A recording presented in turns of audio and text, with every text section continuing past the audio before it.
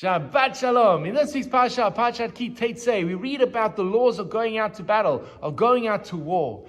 And we always read these parashot in the month of Elul, which is the final month of the year. We start our preparation for Rosh Hashanah and Yom Kippur. And thus I believe that embedded within these texts and in these stories is a lesson of how we should approach our spiritual battles in the lead up to Rosh Hashanah and Yom Kippur. When it comes to battles, we understand that you cannot go in half-hearted. You have to go in to win. If you go in half-hearted, the chances are your enemy will defeat you. And thus you have to know what the mission is, be committed, be bored, buy into it, and then you will succeed. So let us use this idea and apply it to our spiritual battles. If I ask you the question, how do you rate on a scale between tzaddik, righteous, and rasha, wicked? Most of us will put ourselves somewhere in the middle and call ourselves Beinoni. I'm an average person. I'm an average Joe. Not too hot, not too cold, just right.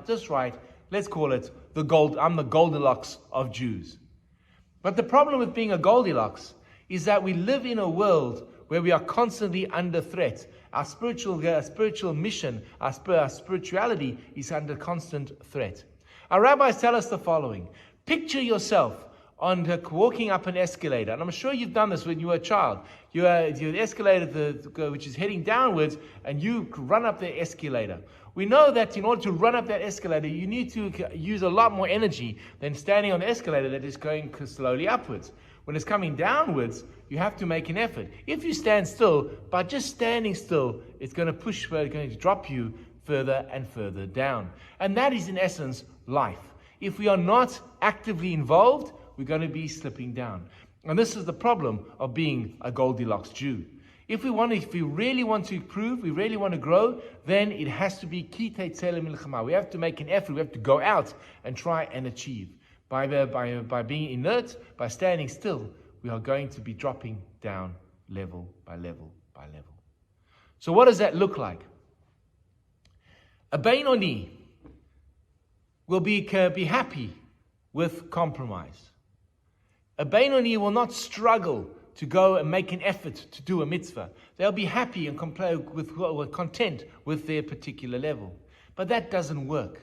Because when you are content and you're not struggling, a person is born to struggle, to labor, to grow, well, you're decaying.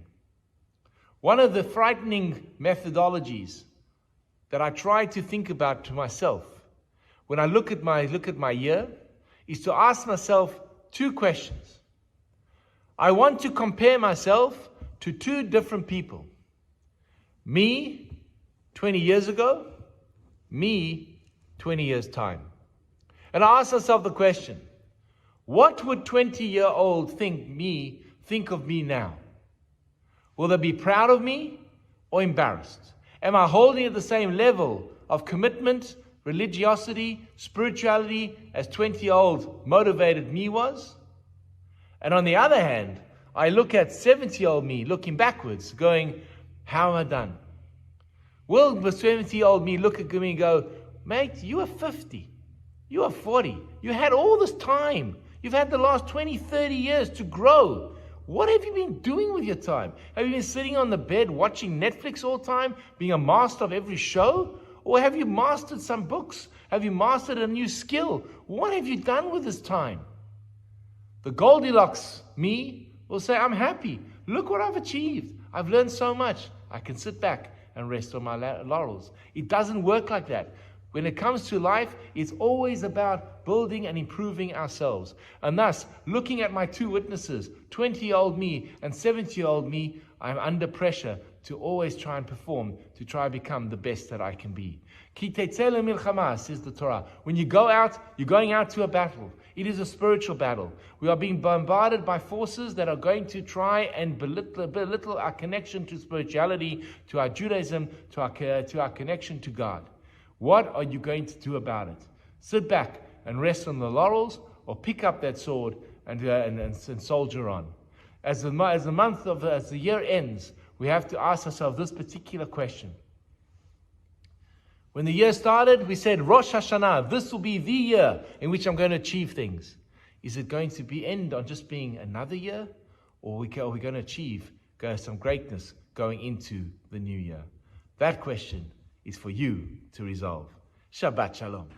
Hi, this is Rabbi Lewin. If you've enjoyed the content of the sermons and the ideas that have been expressed in the YouTube video, please hit that first subscription button and notification bell and share the videos with friends. We'd love to grow the channel and love to engage with you. Please share your comments in the section below. I'd love to hear from you. Have an amazing day.